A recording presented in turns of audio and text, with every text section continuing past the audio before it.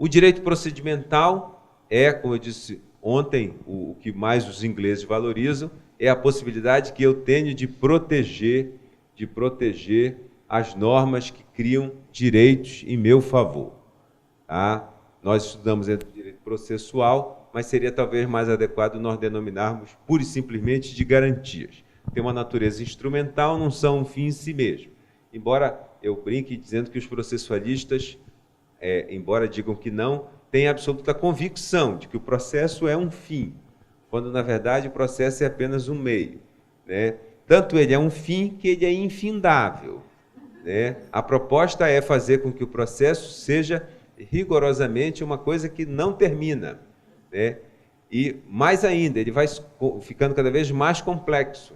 Mesmo as reformas a atuar no Brasil da legislação processual, elas são fadadas a um insucesso, porque imediatamente os doutrinadores de processo já começam a conceber mais dificuldades.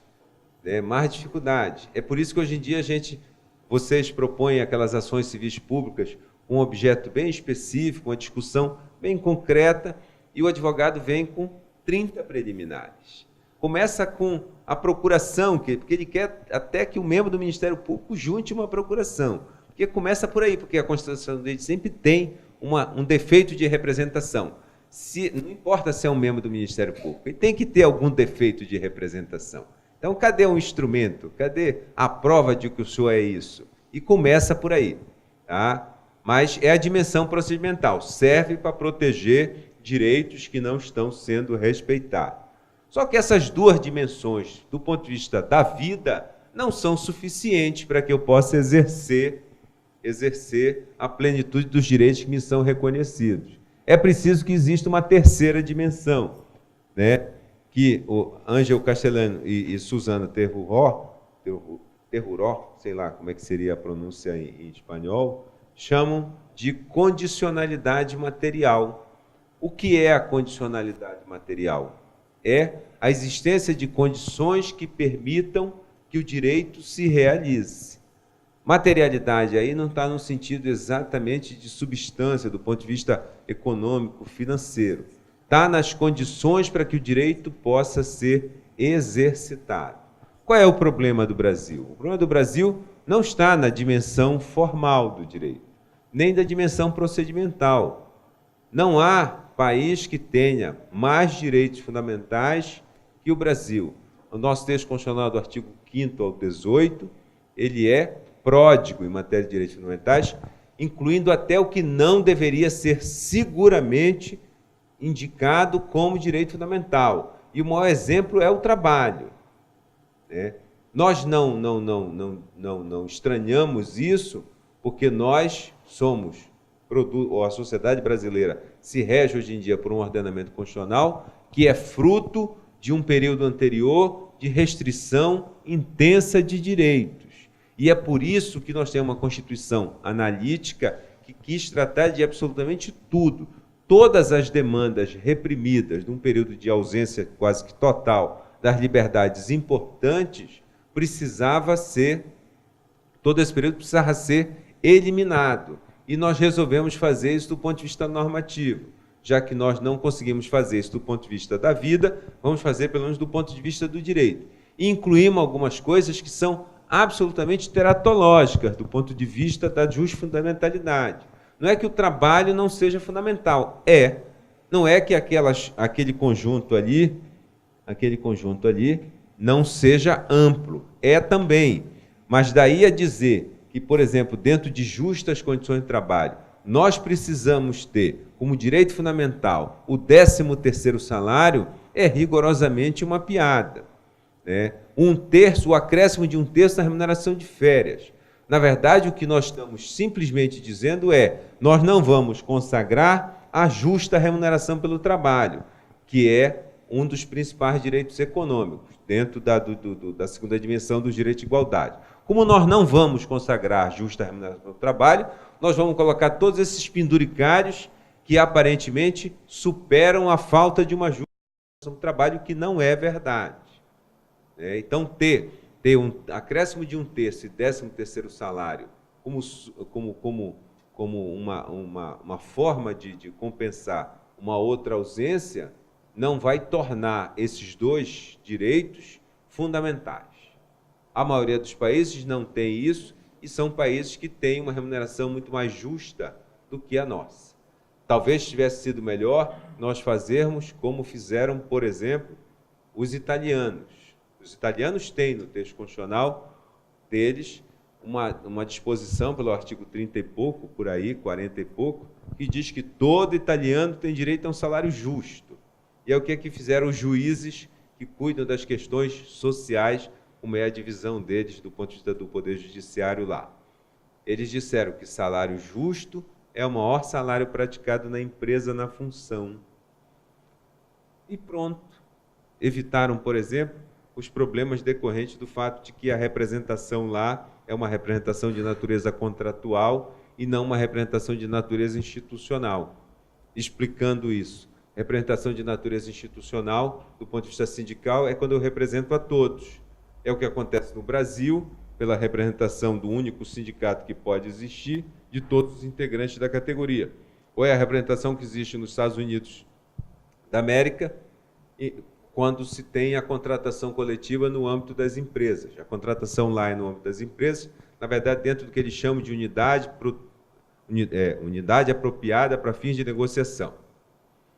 E aí decidem trabalhadores e o tomador de serviço quais são as unidades apropriadas. Pode ser toda a empresa, pode ser estabelecimento por estabelecimento, pode ser setor por setor, como é, por exemplo, na aviação civil, onde eles tradicionalmente negociam aeronautas de um lado, aeroviário de outro, e o pessoal de térreo, somente manutenção, num terceiro setor. 3 negociações coletivas, 3 contratos coletivos.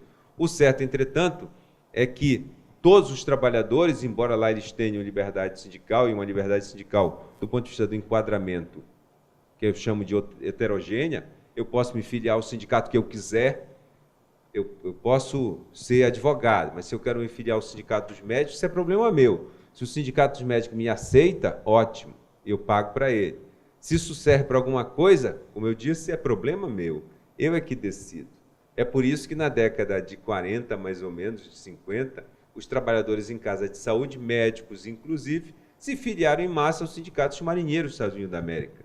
E o que é que tem a ver navegação com casa de saúde? Poder de barganha. Se filiaram lá para ter um sindicato que era capaz de pagar grevistas, porque a greve não precisa ser feita nos Estados Unidos por trabalhadores. Eu posso contratar. Não tem aqui uma empresa em Brasília que contrata manifestantes? Tem, não é só em Brasília, mas aqui tem.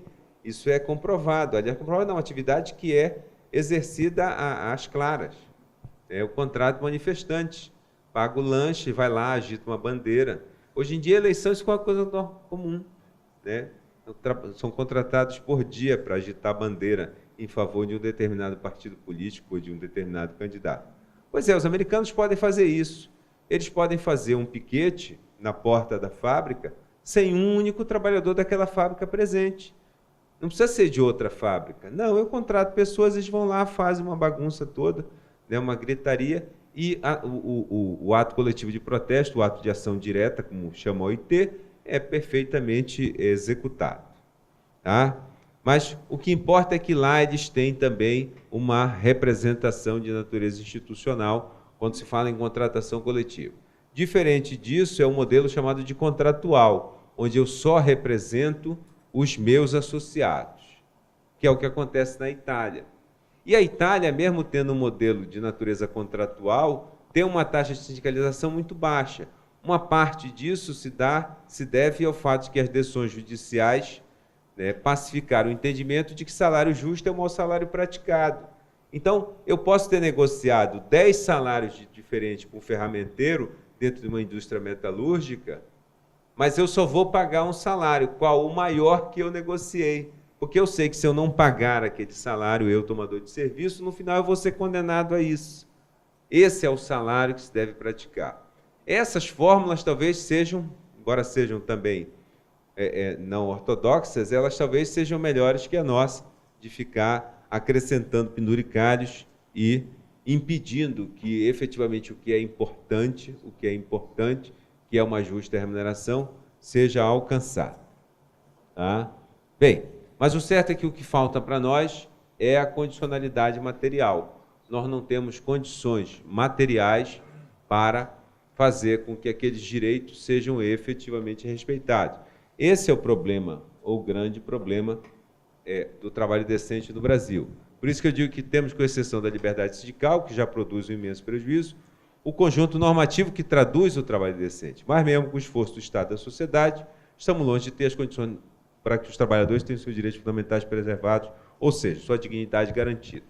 Aliás, essa é uma realidade desnecessária de dizer para membros do Ministério Público. Nós vivemos exatamente no nosso dia a dia, nos defrontando com essa realidade, o fato de que os direitos existem e são rigorosamente, são solenemente desrespeitados. Mesmo em relação aos aspectos fundamentais do OIT, nós temos problemas. Nós temos um conjunto normativo, por exemplo, que proíbe o trabalho da criança e restringe o trabalho do adolescente. Mas todos os dias nós lutamos contra a exploração do que genericamente se convencionou chamar de trabalho infantil. Nós temos proibição de falta de liberdade do trabalho e todos os dias tem uma equipe do Grupo Móvel acompanhada de um membro do Ministério Público do Trabalho em algum lugar deste país, via de regra no estado que me adotou, que é o estado do Pará, para combater o trabalho em condições análogas de escravo. Nós temos uma legislação muito avançada em matéria de proteção contra a discriminação no trabalho e todos os dias nós somos obrigados a buscar a inclusão de trabalhadores no mercado de trabalho, porque eles são rejeitados por qualquer circunstância ou por qualquer fenômeno, pela via da discriminação, ou porque são discriminados pontualmente. Eu, na prática, trabalhando anos com isso, um período atuando junto à coordenação da Cor de Igualdade, mas sempre com as minhas ações, entendi o que é que José Leão Krochik, que é um psicólogo que escreveu um livro chamado Preconceito, queria dizer quando ele dizia no livro, ou quando ele diz no livro, que não é possível definir o preconceito. Eu disse, claro que é possível, claro que é possível. É um fenômeno que pode ser comparado e, portanto, pode ser apresentado a partir de elementos comuns. Qual é o problema? Aí eu entendi na prática o que ele queria dizer. O que ele queria dizer é que, sinteticamente, nós até podemos dizer que preconceito é uma avaliação negativa que eu faço de alguém por conta de uma característica específica. Só que, analiticamente, isso jamais poderia ser reproduzido. Por quê? Porque o preconceito é infinito. Não existe possibilidade de eu classificar todas as hipóteses que levam alguém a ser preconceituoso. Então, o pessoal que trabalha mais diretamente com isso, o pessoal que trabalhava sob a égide da Cor de Igualdade, eu sei que as regionais agora encerraram a especialização, não sei se concordo muito com isso, eu não tenho mais que concordar ou discordar, mas acho que não foi uma solução das mais adequadas. Eu gosto da especialização, eu não gosto da perpetuação, mas eu gosto da especialização. Acho que isso faz a gente trabalhar com mais agilidade, porque exige um grau de conhecimento específico para aquela atuação do dia a dia menor, e isso não é ruim. Ruim é passar 20 anos, ruim é quando a gente entra num lugar e diz assim, por exemplo, eu quando fui me aposentar na Federal do Pará, fui aposentado, então eu saí o meu primeiro laudo da perícia médica, dizendo que eu era incapaz, tinha doença grave, que era por conta da cardiopatia, e eu recorri, disse que não queria ser aposentado, e pedi uma nova avaliação. Na segunda avaliação veio, disseram não, é apto clinicamente, mas é inapto legalmente, tem de aposentar, porque a lei pressupõe que quem tem doença grave jamais volta a adquirir a capacidade laborativa. E depois eu vim entender porque que o TCU diz que o inválido para o serviço público é inválido só para o serviço público. Exatamente pela essa incoerência ou essa não concordância entre o que é da vida, que é a capacidade clínica, e o que é do direito, que é a incapacidade presumida, no caso. E aí, quando eu finalmente me rendi à ideia de que eu iria me aposentar, fiquei esperando. Em 2 meses não saía a minha portaria de aposentadoria. E eu fui então ao setor lá, a pró-reitoria da Universidade Federal, para perguntar por que não saía. Disseram, porque a funcionária que emite as portarias está de licença médica. Aí eu disse, então, essas 50 pessoas, mais ou menos, que estão nesse setor, porque era muita gente, né? Era aquela repartição pública tradicional. Tinha gente vendendo bijuteria, tinha gente conversando, tinha gente no jornal, tinha gente que estava com paletó na cadeira, mas possivelmente aquele paletó estava lá há uns 10 anos, né? Já era no modelo que ninguém usa mais, coisas desse tipo. Eu disse, quer dizer que nesse universo aqui eu tenho que esperar? Aqui é tudo especializado, professor. E aqui tem alguém especializado para fazer as portarias de aposentadoria. E, no caso, ela está de licença médica. Daqui a 2 meses ela retorna. Aí eu não posso sentar e eu mesmo redigir a minha, porque eu já vi tanto modelo. Não tem alguém que possa substituir? Não. Nem perguntei se ela era aposentada, se ela era especializada em redigir portaria de aposentadoria de aposentados por invalidez. Porque aí eu ia ficar mais abismado ainda. E fui embora, esperei. Saiu no final do ano, né? Acho que talvez para poder não ter problema de exercício. E como eu continuei lecionando na universidade, que faço até hoje gratuitamente, como serviço voluntário, não fez muita diferença se eu tinha uma portaria ou se eu não tinha uma portaria. Eu continuo fazendo as mesmas coisas nos mesmos lugares, né? Só com uma carga horária fictícia, que era de 40 horas, passou para 12. E eu continuei fazendo a mesma coisa. Não trabalhava 40, continuo não trabalhando, mas também não trabalho só 12. O certo é que eu não sou a favor dessa especialização nesses termos, mas sou a favor de uma especialização que permita ao indivíduo atuar com mais velocidade. Não dá para conhecer tudo, né? O último de nós que conheceu tudo foi Pontes de Miranda, né? Os ministros do Supremo Tribunal Federal que julgam todas as matérias vinculadas à ordem constitucional ou os crimes daqueles que têm foro privilegiado, eles têm uma montanha de pessoas que, nesse caso, justifica-se, existem para subsidiá-los do conhecimento necessário. Não é possível.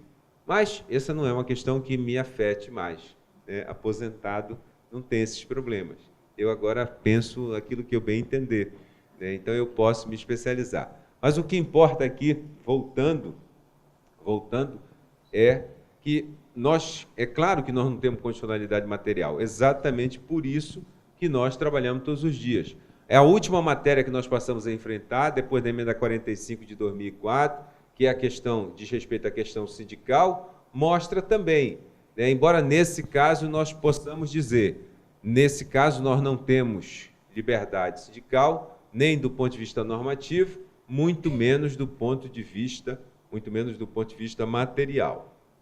A esse respeito, já invadindo o sindical, embora uma questão que não seja tratada aqui, mas que eu tratei diversas vezes, também a convite do Sandoval e da escola, no curso de sindical, nos cursos que foram realizados pela Escola de Direito Sindical lá em São Paulo, eu penso que talvez este seja o único caso em que eu diria que o Ministério Público do Trabalho faz um pouco mais do que poderia ou do que deveria fazer. Eu acho que essa é uma matéria que nós vamos caminhar bastante para encontrar um ponto de equilíbrio entre o que é razoável exigir dos representantes dos trabalhadores, porque eles podem não ter representatividade, mas eles têm a representação. Ou seja, eles são os legítimos, no ponto de vista normativo, representantes daqueles trabalhadores. E eu acho que, às vezes, em certos casos, nós avançamos demais nas exigências que nós podemos fazer. Qual é a minha preocupação? A minha preocupação é nós nos substituirmos a ele, ou nós os substituirmos a partir da nossa vontade, ou a partir das nossas convicções. Eu posso ter convicções e venho apresentando desde ontem em relação a qualquer aspecto da vida e do direito, né? Adoto um comportamento do ponto de vista teórico definido e defendo esse comportamento.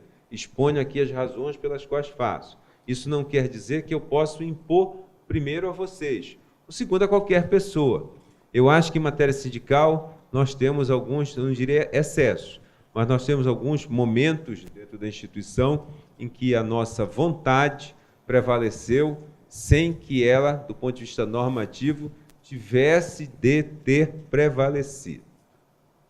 Tá? Pode ser uma avaliação que eu depois mude, mas me parece que nesse primeiro momento é isto.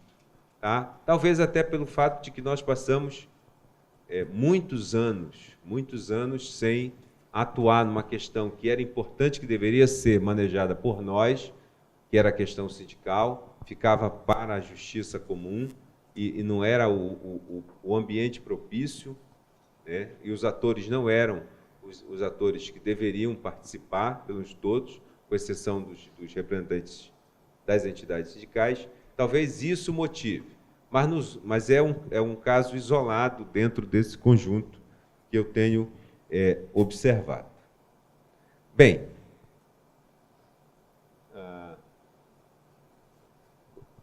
agora a gente passa para a parte mais específica, embora já não seja no momento do intervalo, né?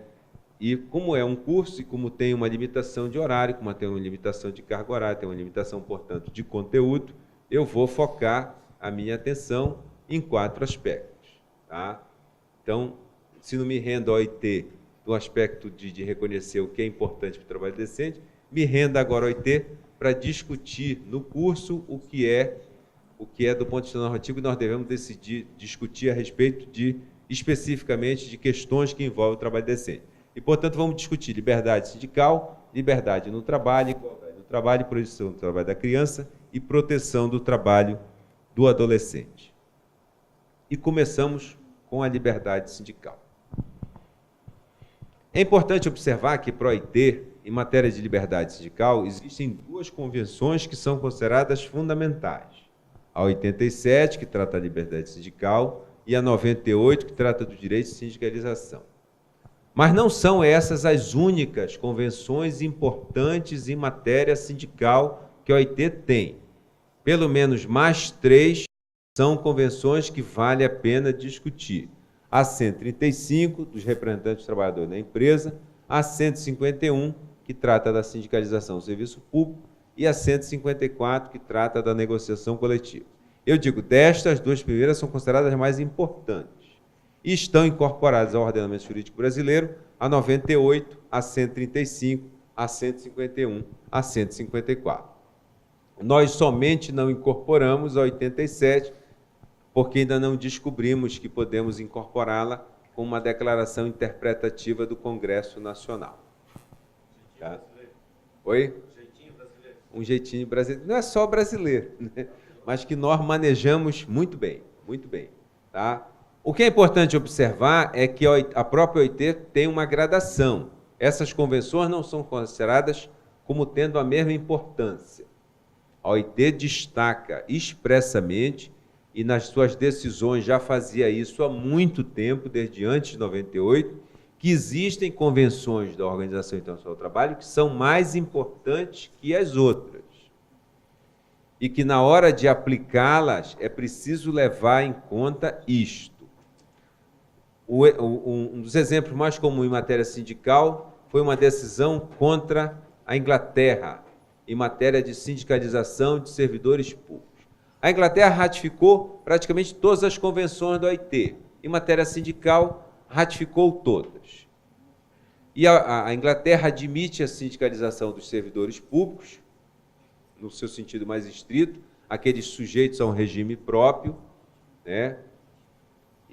Mas ratificou tanto a Convenção 87 quanto a Convenção 151. No governo Margaret Thatcher, recentemente falecida, decidiu-se que uma parte dos servidores públicos não teria mais direito de sindicalização. Quem? Os trabalhadores da área de informações, né? O pessoal do M5, James Bond e essa turma não teria mais direito de sindicalização. Por quê? Porque, a juízo do governo inglês, entendeu-se que as informações com as quais eles trabalhavam eram incompatíveis com a possibilidade de pressionar o governo do ponto de vista da organização em massa dos trabalhadores, do ponto de vista sindical. O que é que decidiu o governo inglês? Quem quiser continuar sindicalizado tem que sair do serviço de informações. Quem quiser permanecer nas suas informações não pode mais estar afiliado a qualquer entidade sindical, não pode mais exercitar o seu direito de sindicalização. E aí foram denunciados para o Comitê de Liberdade Sindical da Organização Internacional do Trabalho. Quando o governo inglês recebeu o pedido de informações, ele disse o seguinte: nós ratificamos a Convenção 151. A Convenção 151 permite que cada país excepcione do direito de sindicalização dentro do serviço público, o que a Convenção 87 admitia, os membros das Forças Armadas e da Polícia. Mas a 151 permite uma terceira categoria, que é uma categoria definida genericamente como altos funcionários. No Brasil, eu tenho dito que altos funcionários, para fins da Convenção 151, deve ser entendido apenas os agentes políticos. Porque a OIT, ou porque essas terminologias, elas têm que ser adotadas de uma forma flexível, né? A OIT chama de trabalhadores a serviço do Estado. Ela não trabalha com essa noção mais restrita de servidores públicos. Ela denomina genericamente trabalhadores a serviço do Estado. Na América Latina, na América Hispânica, como eles denominam, para excepcionar o Brasil, a denominação mais correta é empregados públicos, envolvendo inclusive aqueles que trabalham com regime próprio, de natureza administrativa. É uma questão de terminologia. Poucos países têm, como o Brasil, modelos híbridos de prestação de serviços, né? Dos mais importantes, o mais comum é a Alemanha. A Alemanha preserva até o que nós eliminamos, felizmente, que são os extranumerários, como eram denominados antigamente no Serviço Público Federal. Mais ou menos o que nós chamamos de temporários irregulares, a falta de uma denominação mais precisa, no Serviço Público Estadual e Municipal. Coisa que o Ministério Público de pouco trata, com exceção de algumas regionais, como a oitava. Na oitava região, o Estado do Pará abriu mão do direito de discutir a possibilidade de ser demandado na Justiça do Trabalho. Pelo contrário, o Estado do Pará, por razões pragmáticas, nessa época quem cuidava do processo era eu, dos temporários, o Estado do Pará foi ao Supremo dizer ao relator, numa reclamação que foi apresentada por uma associação de servidores públicos, por um sindicato, não me lembro, que aceitava a representação na Justiça do Trabalho, aceitava a competência da Justiça do Trabalho. Portanto, lá até hoje, Sandoval cuida, hoje em dia, de praticamente todos os casos que envolvem serviço público estadual, menos da administração direta, sem maiores oposições, embora a gente façam lá em conjunto com o Ministério Público, mas sob a liderança do próprio Ministério Público do Trabalho.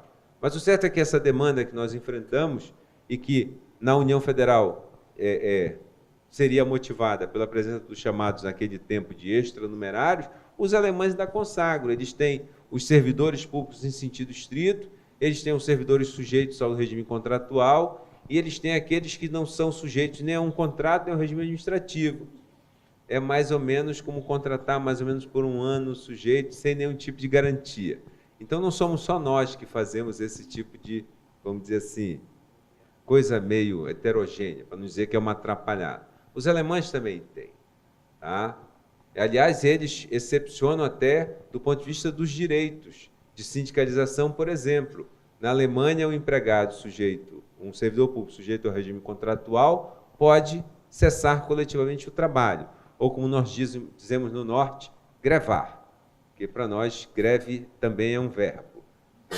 Então, isso eu aprendi que não era um verbo quando meus processos começaram a chegar no Tribunal Superior do Trabalho, que os ministros diziam, porque lá os trabalhadores grevaram, né? Os trabalhadores fizeram greve, mas para nós é um verbo, e um verbo regular, eu grevo, tu grevas, ele greva. Né? Nós fazemos isso com muita naturalidade. Tá? Mas os trabalhadores podem cessar coletivamente o trabalho na Alemanha, no regime contratual. No regime administrativo não podem. Então pode acontecer do sujeito na mesma repartição, não acontece porque eles são um pouco mais organizados que nós. Mas poderia acontecer, se nós estivéssemos no Brasil, de nós termos uma repartição como aquela lá que cuida das portarias de aposentadoria com 50 pessoas, metade sujeito ao regime contratual, metade sujeito ao regime administrativo. Metade podendo cessar coletivamente o trabalho e a outra metade não podendo. Eu tenho dito que no Brasil, às vezes, nós importamos certos fenômenos que não são típicos do Brasil e importamos sem verificar a razão da sua existência.